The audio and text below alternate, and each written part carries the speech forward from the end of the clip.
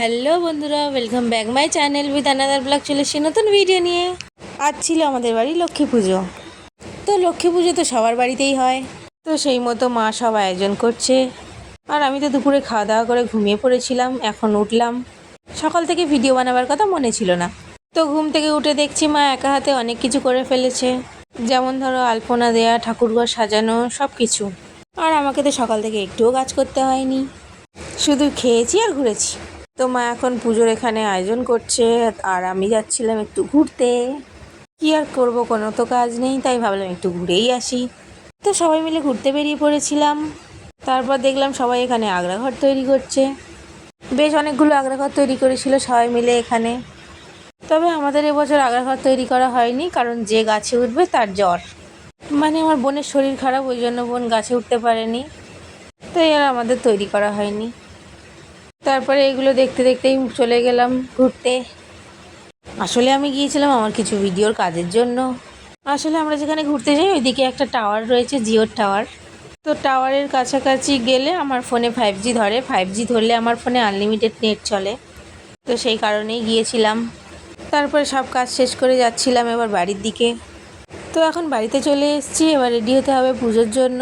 Ready হয়ে নিয়ে তারপর তোমাদের সঙ্গে কথা বলছি। তো চলো, এখন আমি রেডি হয়ে নিয়েছি, এবার যাওয়া যাক ঠাকুর ঘরে। তারপর এখানে এসে দেখলাম মার তো প্রায় সমস্ত আয়োজন হয়ে গেছে। মা ঠাম্মি থাকলে আমার কোনো কষ্টই হয় না। যখন বাড়িতে বড় পুজো হয় তখন একটু কষ্ট হয়। এই ধরো কালী পুজো, বিপত্তারিণী পুজো, এইসব তখন সব কিছু নতুন করে সাজাতে হয়। তাই তো আমিও এসে এখানে মায়ের হাতে হাতে সব কিছু গুছিয়ে দিয়েছি। তো এবার বাবা পুজোয় বসবে, তার আগে মা এখানে মা লক্ষ্মীর বিয়ে দিয়ে নিচ্ছে। আমি ছোটো থেকে দেখে আসছি আগ্রা ঘরটা আমাদের বাড়ি হয় না, এই খড়ের আগুন দিয়েই মা লক্ষ্মীর বিয়ে দেওয়া হয়। গত বছর শখ করে করেছিলাম, এবছর আর করা হয়নি। আমাদের বাড়িতে এই নিয়মটা আছে, এই যে খড়ের মধ্যে আগুন দিয়ে চারিদিকে ঘোরা হয়, 3-4 জন মিলে শাঁখ বাজিয়ে উলু দিয়ে চারিদিকে ঘোরা হয়। একটা কথাও বলে, সেই কথাটা বলতে বলতে চারিদিকে ঘুরতে হয়। কথাটা আমার অতটা মনে নেই, তবে মা আর ঠাম্মি খুব ভালো করে জানে। আগ্রা ঘর তৈরি করো আর না করো, এটা তোমাকে করতে হবে, এটা নিয়ম। তারপরে মায়ের মা লক্ষ্মীর বিয়ে দেওয়া হয়ে গেল। তারপরে বাবা পুজোয় বসে গিয়েছিল। কোজাগরী লক্ষ্মী পুজোতে মা লক্ষ্মীকে চিড়ের ভোগ দেওয়া হয়। আর যেহেতু আমাদের নারায়ণ রয়েছেন, সেই জন্য সিন্নি প্রসাদ করা হয়েছে। এই হলো আমাদের মা লক্ষ্মী নারায়ণ। আর প্রসাদের মধ্যে ছিল সিন্নি প্রসাদ, চিড়ের ভোগ, ফল, তারপরে নাড়ু, খই, এইসব। আমাদের কোজাগরী লক্ষ্মী পুজোতে এইসবই দেওয়া হয়। তো বাবা এদিকে পুজো করছে, ওদিকে মা মনসা তলায়, তুলসী তলায় প্রদীপ জ্বালিয়ে খেতে দিয়ে দিচ্ছিল। তারপরে মনে পড়লো পঞ্চপ্রদীপ তৈরি করা হয়নি এখনও, তাই পঞ্চপ্রদীপটা আমি তৈরি করে নিচ্ছিলাম। তারপরে হঠাৎ করেই বোন এসে বললে, দিদি তাড়াতাড়ি চল, ওখানে আগ্রাঘর জ্বালাচ্ছে। তখন আমার পঞ্চপ্রদীপের বলতে করা হয়ে গিয়েছিল, তাই ছুটতে ছুটতে চলে যাচ্ছিলাম ওখানে আগ্রাঘর জ্বালানো দেখবো বলে। গিয়ে দেখলাম তখনও আগ্রাঘর জ্বালানো হয়নি, সবে প্রস্তুতি চলছে। তো এবছর আমাদের গ্রামের দাদারা একটু ইউনিক স্টাইলে আগ্রাঘর তৈরি করেছে।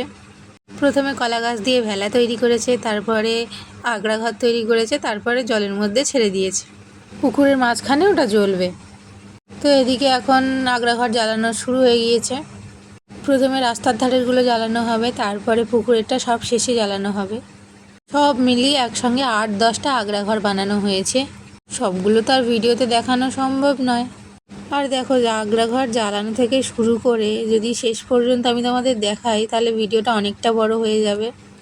আর সব ভিডিওতে দেখানো তো সম্ভব নয়, তাই যতটুকু পেরেছি ভিডিও করেছি, তোমাদের সঙ্গে শেয়ার করছি। এগুলো দেখতে খুব সুন্দর লাগে। তো পরপর তো প্রায় সব কটাই জ্বালিয়ে দিল।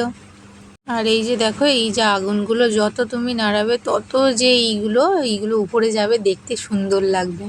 তবে এর কাছে দাঁড়ানোর শক্তি কারোরই নেই, ওই জন্য সবাই বড় বড় বাঁশ নিয়ে দূরে দাঁড়িয়ে রয়েছে। এগুলো দেখতে কিন্তু খুব ভালো লাগছিল।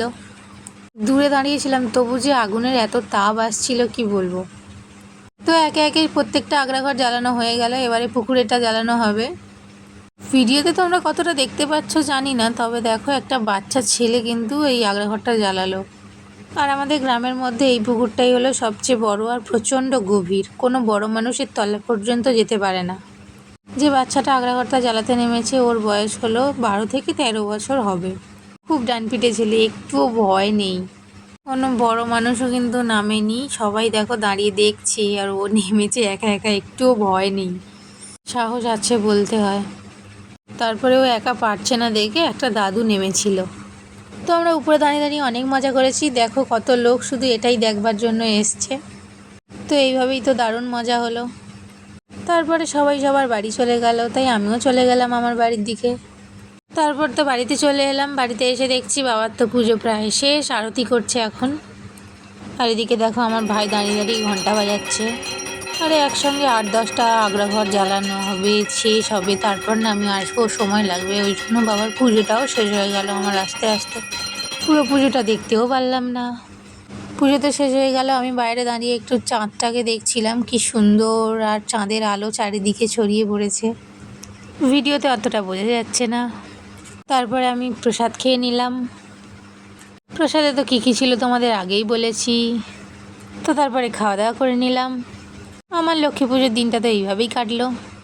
তো চলো আজকের ভিডিও এই পর্যন্তই, দেখা হবে পরের কোনো ভিডিওতে। আজকের মতো টাটা।